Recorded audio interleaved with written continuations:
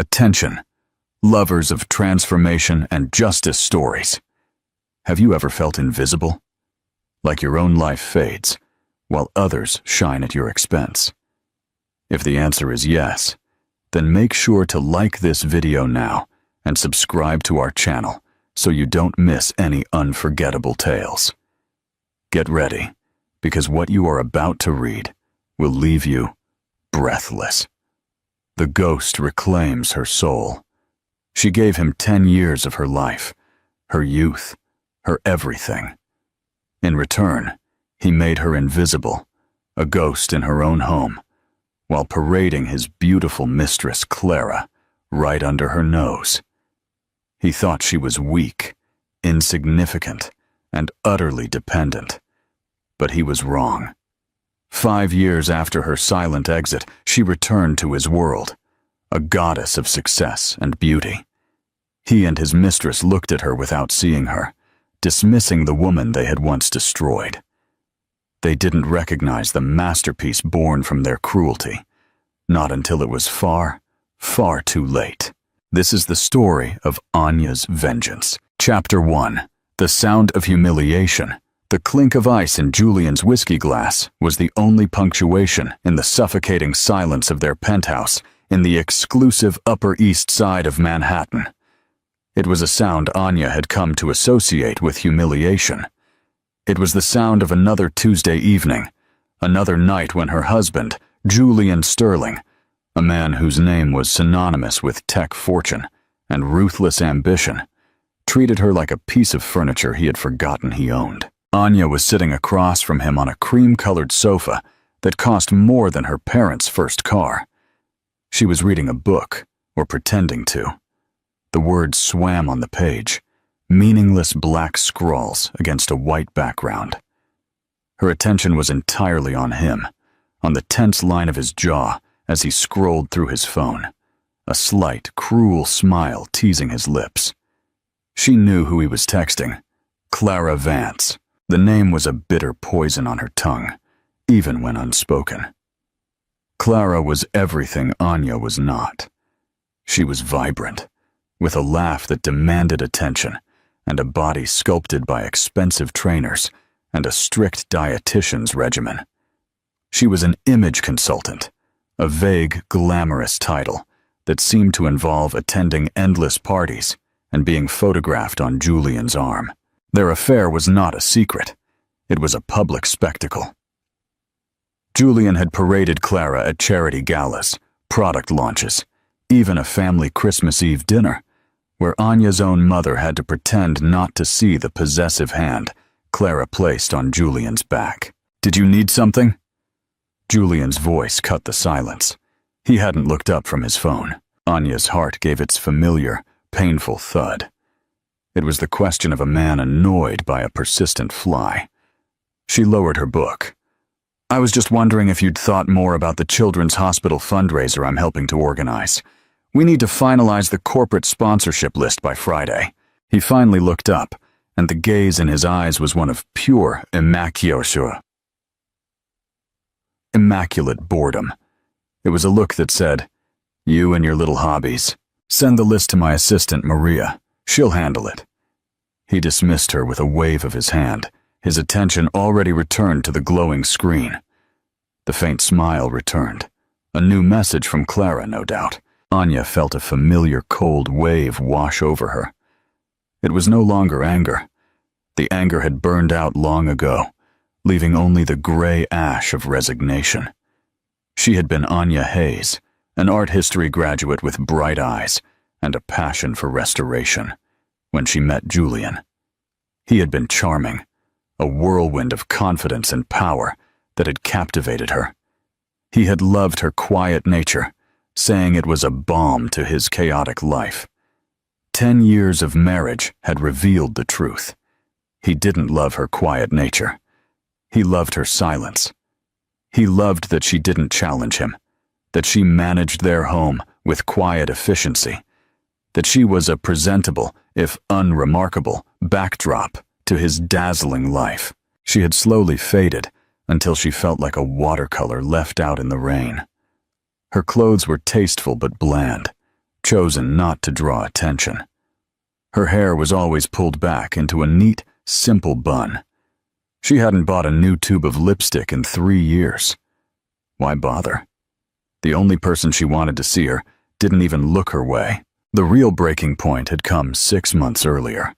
It was their 10th anniversary. Anya had spent weeks planning a surprise. She had booked a private chef, filled the apartment with her favorite flowers, peonies, and was wearing the blue dress he had once said made her eyes look like the ocean. He came home late, smelling of expensive perfume, Clara's signature scent, a sickly sweet gardenia that churned Anya's stomach. He didn't notice the flowers, the chef, or the dress. He walked straight to the bedroom, pulling off his tie. "Busy day," he had grunted, not as an apology, but as a statement of fact. "I'm exhausted. Think I'll turn in early." "Julian," she had whispered, her voice trembling. "It's our anniversary." He stopped, his back to her. She watched his shoulders rise and fall in a sigh of pure exasperation. "Anna, for God's sake, it's just a day. We've been married 10 years. What's the big deal?" He had turned then, and his eyes, cold and hard, finally met hers. "Don't be so needy. It's unbecoming." The word hit her like a physical blow. Needy. She who asked for nothing. She who swallowed his blatant infidelity with a painful smile. She who managed his life from the shadows so he could shine in the spotlight. That night, something inside her fractured. The hope she had clung to, the foolish belief that the old Julian was still in there somewhere, finally died. Now, watching him text his mistress in the home she had so meticulously cared for them, the fracture became a clean break. She stood up. The movement was so sudden it startled him. He looked up, a flash of irritation in his eyes. "Now what?" "I'm going to my sister's place for a few days." Her voice was surprisingly steady. The decision, once made, felt less like a leap and more like a simple step onto solid ground. Julian shrugged, his thumb already scrolling the screen. "Fine. The sheets in the guest room are clean." He assumed, as he always did, that her life, her plans, her entire existence revolved around his. He didn't ask why. He didn't care. Anya walked into their cavernous bedroom. The closet was the size of a small boutique. On one side hung Julian's bespoke suits and designer shirts. On the other, her own wardrobe of beige, gray, and navy. She packed one small suitcase, not with the muted colors of her current life, but with the few remnants of the woman she used to be. A pair of worn jeans, a soft, paint-stained t-shirt, her old art supplies. She took her passport, her personal bank card, with the meager savings she had squirreled away from the household budget, and the small, tarnished silver locket her grandmother had given her. As she passed through the living room, Julian was still on the sofa, bathed in the blue light of his phone. He did not look up. He did not say goodbye. She closed the heavy oak door of the penthouse behind her, the soft click echoing the final, silent closing of a chapter of her life. The doorman, a kind man named Jorge, tipped his hat. "Have a good evening, Mrs. Sterling." "You too, Jorge," she said, a genuine smile touching her lips for the first time in months. Outside, the city air was cool and crisp. Anya did not go to her sister's place. She walked to the nearest ATM, withdrew all her savings, and hailed a cab. "Penn Station, please," she said, her voice clear and strong. As the cab pulled away from the curb, she took one last look at the glittering tower where she had lost herself. Julian wouldn't even notice she was gone. Not really. Not until his shirts weren't perfectly pressed, or he ran out of his favorite brand of coffee. And by then, she would be long gone. She was no longer Mrs. Sterling. She was just Anya. And for the first time in a decade, that felt like enough.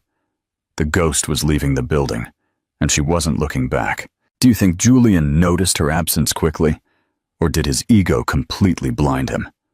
Drop your comments below and share your predictions. Chapter 2. The Chrysalis Breaks. The first year was the hardest.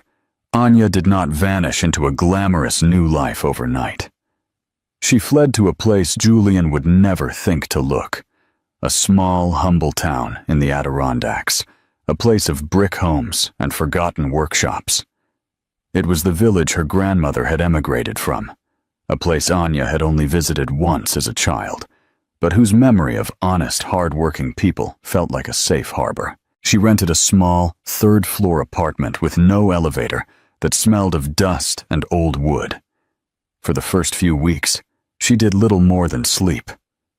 The exhaustion of a decade of silent suffering was a physical weight, and she gave in to it. There were no schedules to keep, no dinners to plan, no passive-aggressive comments to deflect. The silence that had once been her prison was now her sanctuary. Her savings, which had seemed substantial when she withdrew them, dwindled at an alarming rate. Panic, cold and sharp, began to set in. She was 34, with a 10-year gap in her resume, and a degree that felt utterly useless in this new, pragmatic world. One rainy afternoon, looking at herself in the warped bathroom mirror, she finally faced the woman she had become. Her face was pale and puffy, her eyes dull, her hair limp and lifeless. She was the embodiment of neglect. That was the day the chrysalis began to form. It didn't start with a makeover, but with a decision. She would not let Julian Sterling be the author of the final chapter of her life. Her first step was small. She found work as a waitress in a local cafe, a bustling place called The Hearth. The job was exhausting. Her feet ached. Her hands were raw from hot dishes and harsh detergents, and the pay barely covered rent and food. But for the first time in years, she felt useful. People looked at her, truly looked at her. They smiled. They thanked her. They told her to have a good day. She was no longer invisible. She was Elena, the quiet waitress who always remembered who took their coffee black. The physical labor began to change her. The puffiness in her face receded, replaced by the definition of her cheekbones. The constant movement toned her body in a way no expensive, unused gym membership ever had. She started walking everywhere, exploring her new town on foot, feeling strength return to her legs. With her first few paychecks, she didn't buy designer clothes. She bought art supplies, canvases, oils, brushes. In the evenings, after her shifts, she climbed the 3 flights of stairs to her small apartment. She put on music and she painted. At first, her canvases were filled with dark, tumultuous swirls of gray and black. It was the pain, the anger, the humiliation, all of it pouring out of her onto the canvas. It was a messy, painful, but necessary exorcism. Slowly, color began to seep back in. She started painting the town she was discovering. The intricate patterns of rust on an old fire escape, the vibrant graffiti on a forgotten brick wall, the way the morning light struck the stained glass of a derelict church. She was rediscovering her passion, the very thing Julian had once dismissed as a nice little hobby. A regular customer at the cafe, an older gentleman named Mr. Hernandez, who owned a small antique shop, noticed her paint-stained fingers. He asked to see her work. Hesitantly, Anya invited him to her apartment one afternoon. He stood for a long time in her small living room, which was now more studio than home, his gaze moving from canvas to canvas. "My dear," he finally said, his voice heavy with emotion, "you do not see rust and decay. You see stories. You see beauty." The following week, Mr. Hernandez cleared his shop window and displayed 3 of Anya's paintings. He placed a simple, handwritten card beside them. Local Scenes by Elena G. 2 of them sold within 3 days. The money was more than she made in 2 weeks at the cafe, but it was the validation that truly mattered. Someone saw value in her vision. This small success was the catalyst. Anya, now Elena, signed up for a business course at the local community college. She learned about marketing, about pricing, about building a brand. She opened an Instagram account, posting high-quality photos of her work. She began attending local art fairs, not as a visitor, but as a vendor. Her style was unique. She combined her classical background in art history with the raw, industrial aesthetic of her surroundings. She developed a technique of incorporating found objects, scraps of metal, old gears, broken fragments of glass, into her paintings, giving them a rich, textured, and three-dimensional quality. Her work was a conversation between the past and the my present, between decay and rebirth. It was the story of her own transformation told in oil and rust. As her art business grew, so did her confidence. She cut her hair into a sharp, elegant bob that framed her face. She began dressing in a way that reflected her artistic sensibilities, bold colors, interesting textures, and unique handmade jewelry. She learned to love her own company, but she also built a new community. She made friends with other artists, with the gruff but kind cafe owner, with the quiet librarian who recommended books. She also started therapy. Unpacking a decade of emotional abuse was painful. She mourned the woman she had been, the years she had lost. But her therapist helped her understand that her softness was not a weakness, and that her desire for a loving relationship was not neediness. She learned to set boundaries, to value her own opinion, and to say no. By the end of the 5th year, the woman who had fled Julian Sterling's penthouse was gone. In her place was Anya Hayes, a name that was beginning to generate serious buzz in the national art scene. She now owned her own gallery, a beautiful space in a renovated warehouse downtown. Her work was sought after by collectors and corporate clients. She was financially independent, emotionally resilient, and radiantly self-assured. What do you think was the most critical lesson Anya learned during these 5 years of transformation?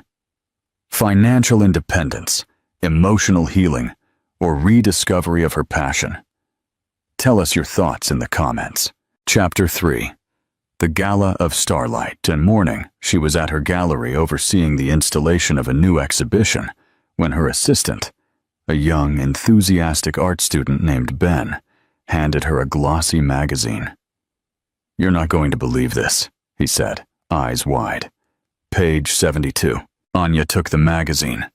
It was a high society publication, the kind she used to find on the coffee table in her old life.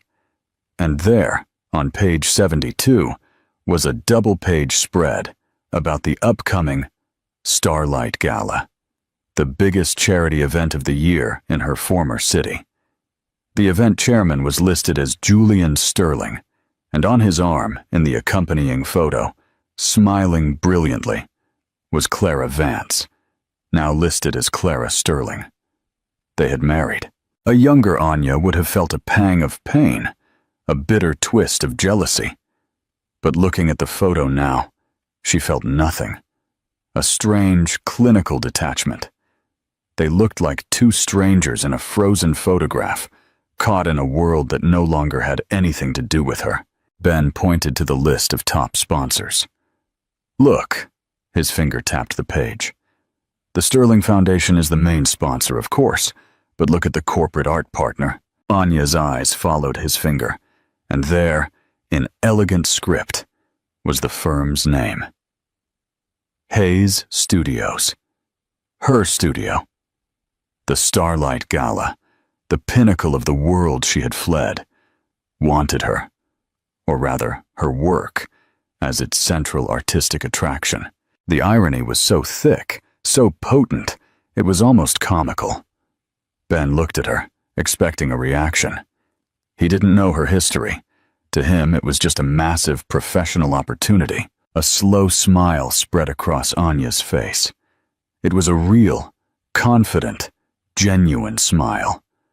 The chrysalis hadn't just broken, it had shattered, revealing something stronger and more beautiful than she had ever imagined. "Ben," her voice was quiet and clear, "call them, tell them we accept, and book me a ticket. It's time for me to pay a visit." Chapter 4. The Showdown. The ballroom of the Plaza Hotel was a galaxy of manufactured stars. Crystals dripped from the chandeliers like frozen rain, casting fragmented light over a sea of couture gowns and bespoke tuxedos. The air hummed with the select murmur of old and new money, a symphony of clinking champagne glasses, discreet laughter, and the incessant networking of the city's elite. This was the Starlight Gala, Julian Sterling's annual monument to his own philanthropy and power. In the center of the room, cordoned off by velvet ropes, stood the night's central artistic piece. It was a sculpture, but that word felt too small, too static. It was an installation, a living work of art titled Echoes of Rebirth. 3 enormous translucent panels, each over 10 feet high, were arranged in a gentle curve. Embedded in the polished resin were the ghosts of industrial decay. Rusted gears that seemed to float in midair, delicate oxidized copper lattices, and fragments of broken, iridescent glass.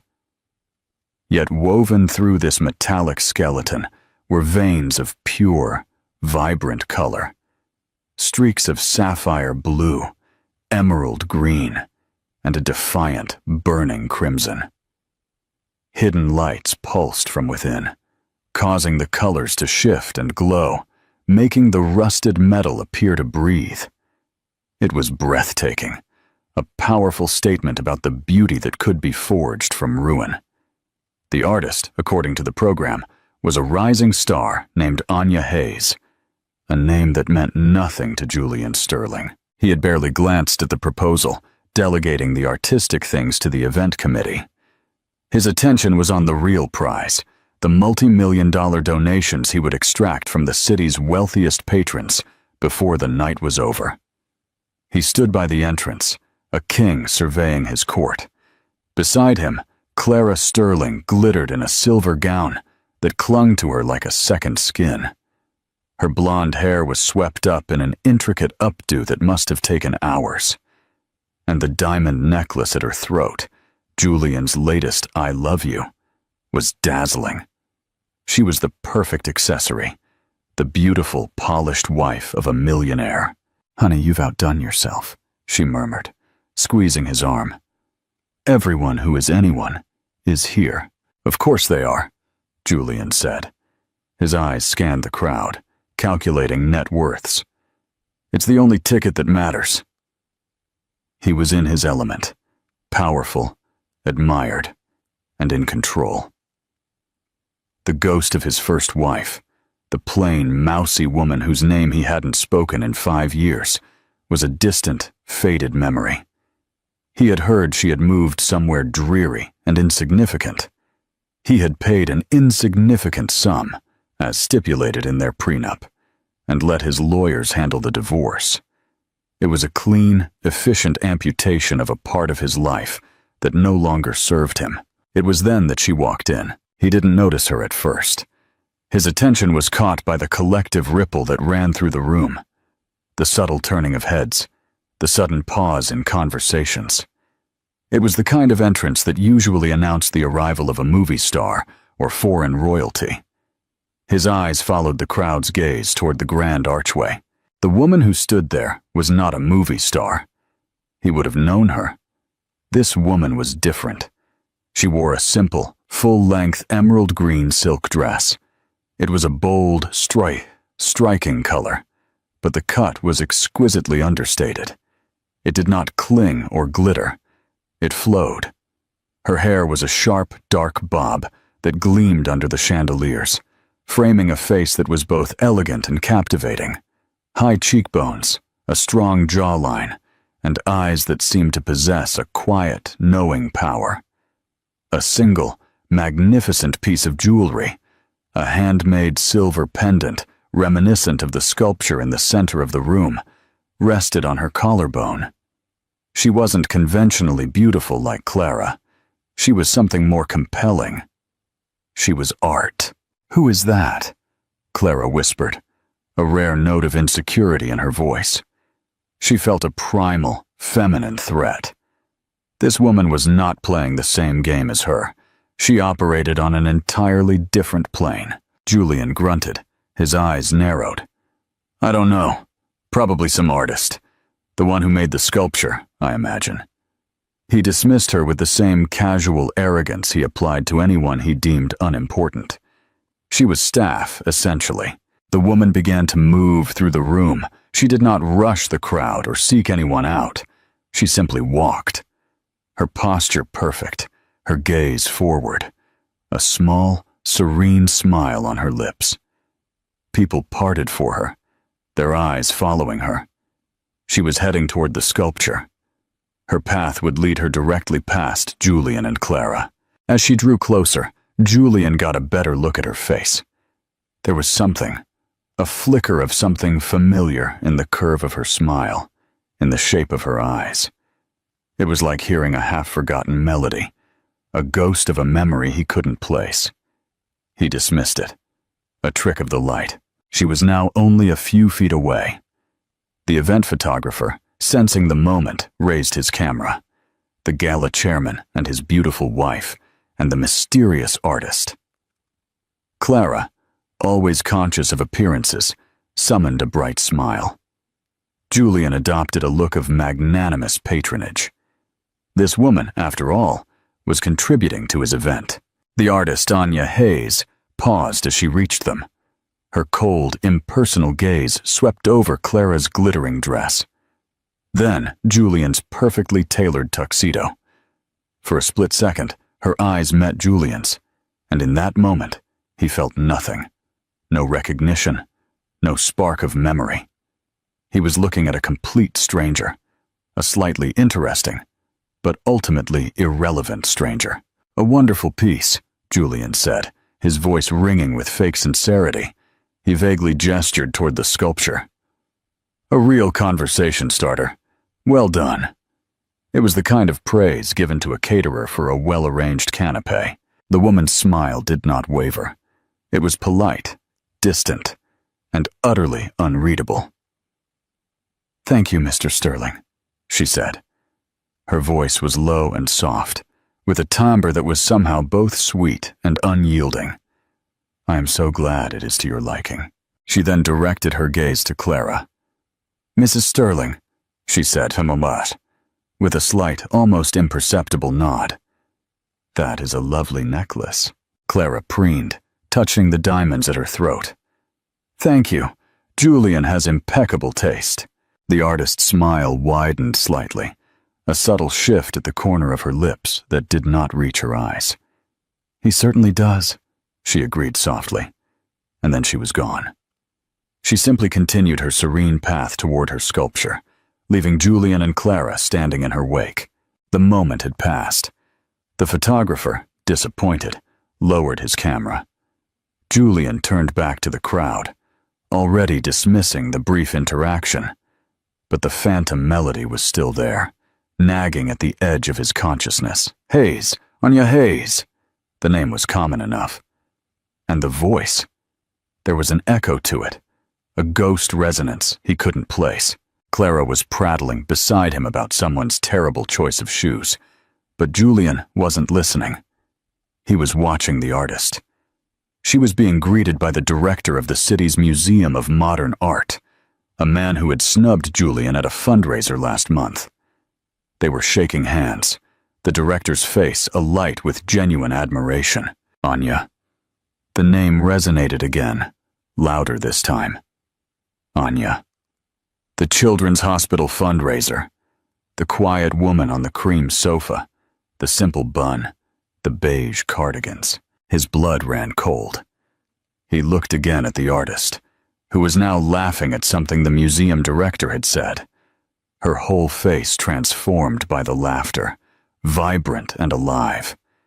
He tried to superimpose the image of his mousy, timid first wife onto this radiant, confident woman. It was impossible. They were two different people, and yet, he saw it. A tiny, almost invisible scar, just above her left eyebrow, from a childhood fall she had once told him about. The way she tilted her head when she listened intently. The specific, unique tone of dark chocolate in her eyes, now glittering with life under the chandeliers. The whiskey he had drunk earlier churned in his stomach. The air in the opulent ballroom suddenly felt dense, suffocating. He turned to Clara, his face pale. "What is it, darling?" she asked, her smile faltering at his expression. "You look like you've seen a ghost." Julian's gaze was fixed on the woman across the room. The artist, the stranger, the woman he had completely ignored. The woman he had praised like a servant. The woman who was impossible, undeniable. His first wife. "I think I have," he whispered, the full weight of his colossal mistake beginning to crash down upon him. It was too late. The encounter had happened. The dismissal was complete, and the woman he hadn't recognized was now the most captivating person in the room. What did you feel in this moment? Surprise? Satisfaction? Or maybe a little pity for Julian? Leave your thoughts in the comments. Chapter 5. Checkmate. The realization did not hit Julian like a lightning bolt. It was more like the slow, sickening creep of an icy tide. One moment, he was Julian Sterling, master of the universe, standing at the pinnacle of his own glittering event. The next, he was a man staring into an abyss of his own making. "That's not possible," he breathed, more to himself than to Clara. "What's not possible?" Clara demanded, her voice sharp with irritation. "Julian, what is wrong with you?" He couldn't answer. His mind was a frantic jumble of disjointed images. The quiet, submissive woman leaving his apartment with a small suitcase, and the radiant, self-possessed artist presiding over her magnificent sculpture. The two realities refused to merge.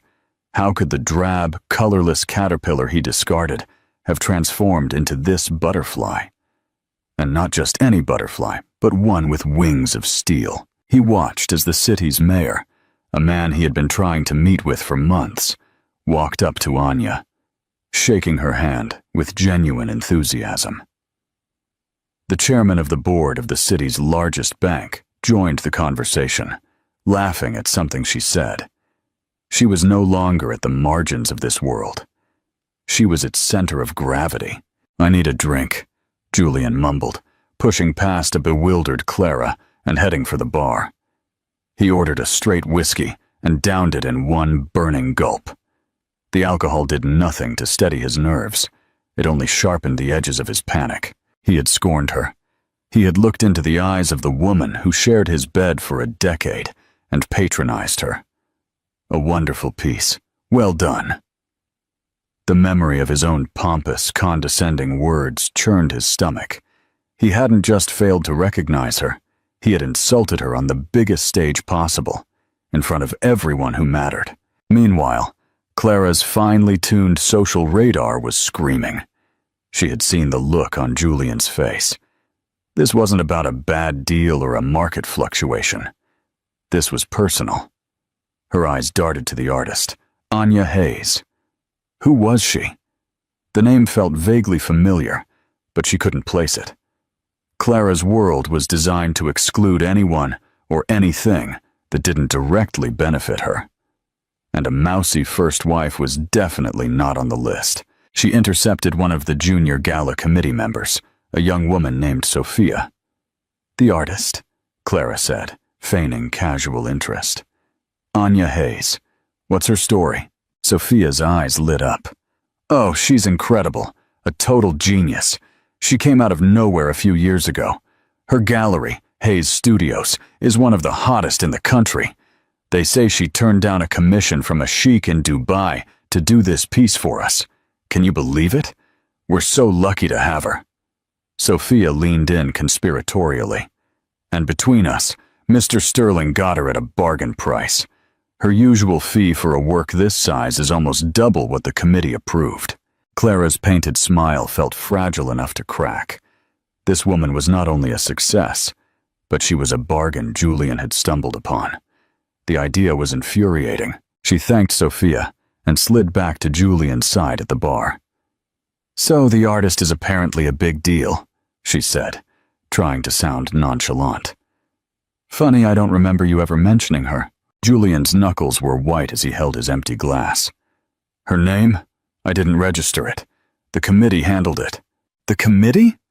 Clara's voice was laced with disbelief. "Julian, you approve every budget line item. You knew exactly who you were hiring." She stopped, a dreadful suspicion dawning. She remembered fragments of conversations from years ago. Julian complaining about his divorce. A name. A quiet, artistic woman. Anya. Her blood ran cold. "Oh my God," she whispered, her eyes wide with horror as she looked from Julian's ashen face to the woman across the room. "That's her, isn't it? That's your first wife?" The question hung between them, ugly and undeniable. It wasn't just that Julian had failed to recognize his ex-wife. It was that the woman he had replaced her with, the woman who had helped him discard her, had been so spectacularly outshone. Clara, in her glittering, expensive gown, suddenly felt cheap. Her beauty was bought and paid for, a curated accessory. Anya's radiance was earned, a light that shone from within. The consequences started almost immediately, though subtly at first. The story of the brief, scornful encounter began to circulate. It was too delicious to ignore. Julian Sterling, the man who prided himself on knowing everyone and everything, had scorned the host of his own party. The initial whispers were about his arrogance, but then someone connected the dots. A senior board member with a good memory recalled the first Mrs. Sterling, that quiet girl who used to attend these things on Julian's arm. The story mutated, becoming infinitely more scandalous. He hadn't just scorned the artist. He had scorned his own ex-wife, the woman he cast aside, and hadn't even recognized her. The atmosphere in the room changed. The looks directed at Julian were no longer just admiring. They were speculative, laced with a delicious dose of schadenfreude. People looked at Julian and Clara with their tight, frozen smiles, and at Anya, who looked completely oblivious, calmly discussing her work with a circle of admirers. The contrast was devastating. He was the past, loud and brutal. She was the future, elegant and serene. Julian felt the power shift like a change in atmospheric pressure. He tried to recover, to work the room, but his arrogance was gone. His jokes fell flat. His handshake felt less like a power move and more like a desperate plea. He saw people whispering behind his back as he approached. He had become a caricature, a laughingstock at his own party. For Clara, it was a waking nightmare. Her entire identity was based on being Mrs. Julian Sterling, the glamorous, envied woman who had won. But tonight, she was a cosmic loser. She saw the pitying glances from the other women, the smug smiles. They all thought the same thing. He left his wife for you, and his wife came back as a queen. Her diamond necklace suddenly felt like a heavy, vulgar chain. The final crushing blow came during the live auction. The final item was a private commission by the artist herself, Anya Hayes. When the auctioneer announced the lot, a wave of excited murmurs went through the crowd. The bidding was fierce, quickly climbing into the six figures. Julian, in a desperate, misguided attempt to regain control, to prove something, he wasn't even sure what, entered the bidding. $200,000, his voice boomed, a little too loudly. Silence fell over the room. All eyes turned to him, then to Anya, who was standing near the stage. She registered his bid with a flicker of expression. Was it surprise? Amusement? It was impossible to tell. Her face was a mask of polite neutrality. Another bidder immediately countered. 225,000. 250. Julian retorted, his face flushed. Clara grabbed his arm. Julian, stop, she hissed. What are you doing? He shook her off. This was more than a painting. This was about reclaiming his narrative. He would own a piece of her success. He would force her to deal with him. The price climbed. $300,000. $350,000. Julian was bidding against a rival tech billionaire, a man he despised. It became a testosterone-fueled war of egos playing out in front of the city's elite. $500,000, Julian shouted, his voice slightly cracking. The room gasped. The auctioneer looked at Anya. She made a small, almost imperceptible shake of her head. Then she stepped forward and took the microphone. Thank you all for your incredible generosity. Her quiet voice resonated through the silenced ballroom. And thank you, Mr. Sterling, for your enthusiastic bidding. She paused, letting the words hang in the air. However, I must respectfully withdraw this item from the auction. The crowd erupted in confused murmurs. Anya held up a hand for silence. Hayes Studios has a policy, she continued, her gaze sweeping coldly over the stunned audience before settling for a brief, devastating moment on Julian. We do not take private commissions solicited through a public spectacle. My art is not a trophy to be won in a bidding war. She smiled, a serene, unshakable smile. Instead, I will donate a new, original piece directly to the Children's Hospital. Thank you. She handed the microphone back to the stunned auctioneer, and with one final, elegant nod to the crowd, she turned and walked off the stage. She did not look back at Julian. She didn't have to. The humiliation was absolute. She had not only rejected his money, she had rejected his entire world, his values, his power games. In one calm, elegant move, she had utterly checkmated him, exposing his desperate bid for what it was, a pathetic, vulgar display. The consequences were no longer just whispers and gossip. It was a mushroom cloud, and Julian and Clara were at ground zero. What did you think of that unexpected twist? Was that the perfect way for Anya to prove her power? Share your opinion in the comments section. Chapter 6. The aftermath, the days following the Starlight Gala, were a masterclass in social and professional implosion for Julian and Clara Sterling. The story of the encounter became the city's favorite piece of gossip, retold with increasing embellishment at every charity luncheon and country club dinner. It had all the elements of a perfect scandal: arrogance, beauty, vengeance, and a fall from grace. Julian was not just the man who failed to recognize his ex-wife. He was the fool who tried to buy her at a public auction and was annihilated with gentle but firm precision. The narrative had been snatched from him, and he was now merely a character in Anya Hayes' epic rise. His phone, usually a ceaseless source of validation, grew eerily silent. The first concrete sign of the turning tide came 3 days after the gala. Julian was trying to close a major real estate deal, a partnership with a contemporary named Marcus Thorne.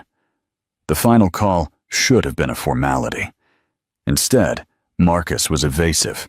The board is getting cold feet, Julian, Marcus said, his voice stripped of its usual camaraderie. Cold feet? Marcus, the numbers are solid. This is a guaranteed win. There was a pause. It's not about the numbers anymore, Julian. It's about the image.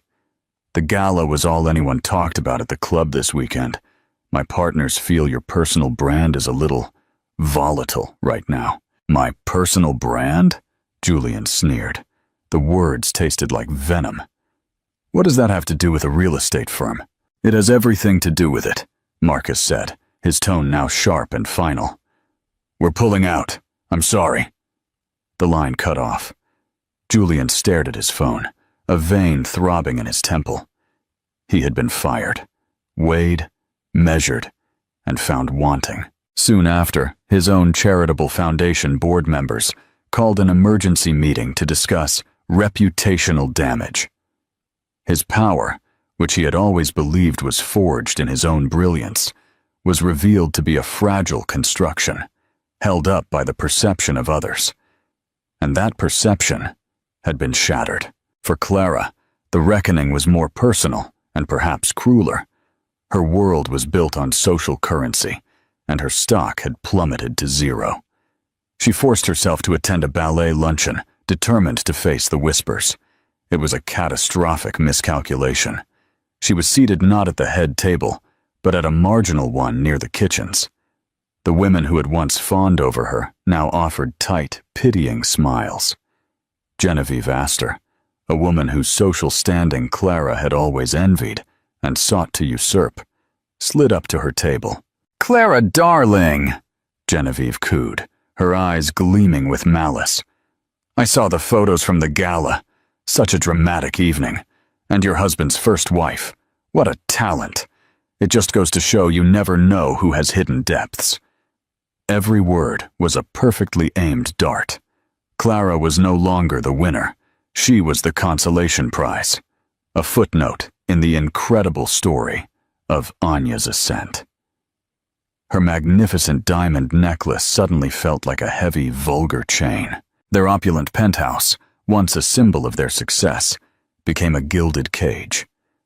The silence that had once been Anya's torment now belonged to them.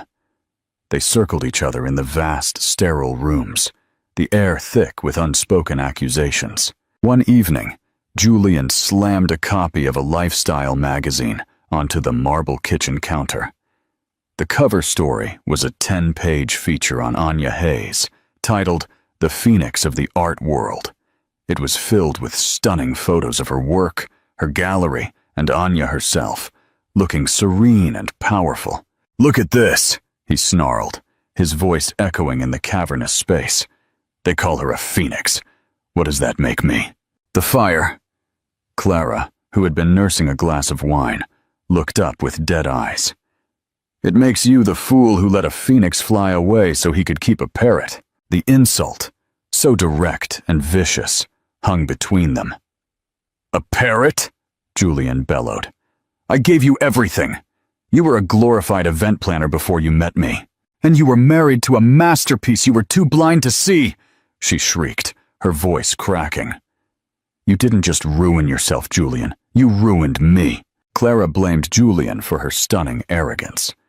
Julian, in the dark, twisted logic of a narcissist, blamed Clara for not being enough, for somehow allowing Anya to so completely overshadow her. 2 weeks after the gala, Julian finally broke.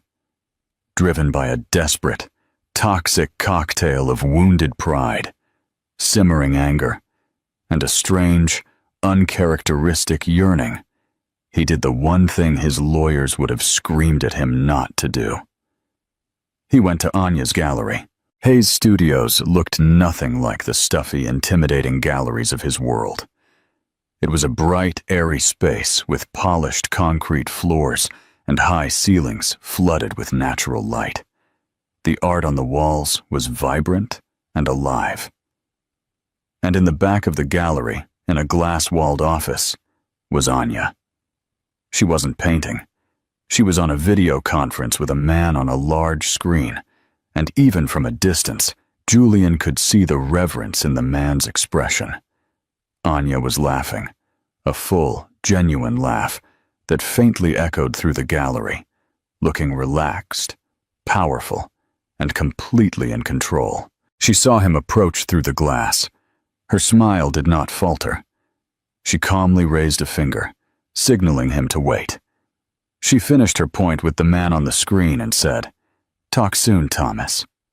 She clicked the screen off. Then she looked at him. Her expression was placid, as if he were a mildly interesting stranger who had wandered in off the street. "Julian," she said. It wasn't a question. It was a simple statement of fact. Her voice was even, betraying no emotion. "To what do I owe the pleasure?" He stood awkwardly in her office doorway, The power dynamic of their entire marriage reversed. Here he was, the supplicant. She was the one in charge. "Anya, we need to talk," he began. His voice was husky. "Do we?" she asked, leaning back in her chair. "I feel we said everything we needed to say 10 years ago, and then again 5 years ago, and then again, I suppose 2 weeks ago at the Gala." The casual, cutting precision of her words stung. "That night, you didn't recognize me," she finished for him. A slight, knowing smile touched her lips. "I know, it was quite obvious. In a way, I should thank you. It was the most honest moment our relationship had in over a decade." The lack of anger in her voice was more unnerving than any tirade. He had come prepared for a fight, for tears, for a dramatic confrontation. He was not prepared for this serene, untouchable calm. "I don't understand how this happened," he said, vaguely gesturing toward the gallery, at her, at the entire impossible situation. "The woman I knew was quiet. She was simple. She never would have been able to do all this." For the first time, a flash of something, not anger, but a deep, felt sadness, crossed Anya's face. "The woman you knew," she said softly, "was a person you never bothered to see. You saw a reflection of what you wanted, a quiet, convenient accessory. You did not see the artist, the dreamer, the person with her own hopes and passions. You didn't water the plant, Julian, and then you were surprised when it didn't bloom in your shadow." She stood and walked to the window, looking out at the bustling street. "You didn't break me, you know. You simply erased me, and in doing so you gave me the most incredible gift. You gave me a blank canvas. I got to paint myself back into existence with my own colors. My way." Julian's desperation mounted. This was not going how he planned. "I want to fix this," he said. The words tasted like ashes in his mouth. "I made a mistake, a terrible mistake. I miss you." Anya turned from the window and laughed. It was not a cruel laugh. It was a sound of genuine, immaculate disbelief. "Oh, Julian," she said, shaking her head. "No, you don't miss me. You don't even know me. You miss the idea of me. You miss the comfort, the silence, the woman who made your life easy so you could pursue your ambitions and your affairs without interruption. And now you miss what I have. You see my success, the admiration of others, and you want to own it. Just like you tried to own my art at the auction. You haven't changed at all." It was at that precise moment that the gallery's front door opened, and Clara walked in. She looked terrible. Her expensive clothes hung off her like a stranger's, and her face was a mask of tense anxiety. She saw Julian, and her face hardened. "I knew it!" she spat. Her voice trembled with rage. "I knew you would come crawling back here." Anya looked from Julian's stunned face to Clara's furious one. She sighed, the sigh of a woman dealing with tedious, predictable drama. "This," Anya said, gesturing between the two of them, "has absolutely nothing to do with me. Not anymore." She walked toward her desk, picked up her purse, and slung it over her shoulder. "I have a lunch meeting at the MoMA with the Tate curator." She let that detail settle, a final, effortless confirmation of the world she now inhabited. "Ben can help you if you are interested in purchasing a piece." She paused and looked directly at Clara, her gaze not cruel, but piercingly clear. "And for what it's worth, he's your problem now. You built your house on stolen ground. You can't be surprised if you have shaky foundations." She walked past them, out of her office, and headed for the front of the gallery. She stopped at the doorway and looked back at the two figures standing motionless amidst the beautiful art, born of her pain. They looked small and ugly in the bright, clean space. "Goodbye, Julian," she said. And the finality in her voice was absolute.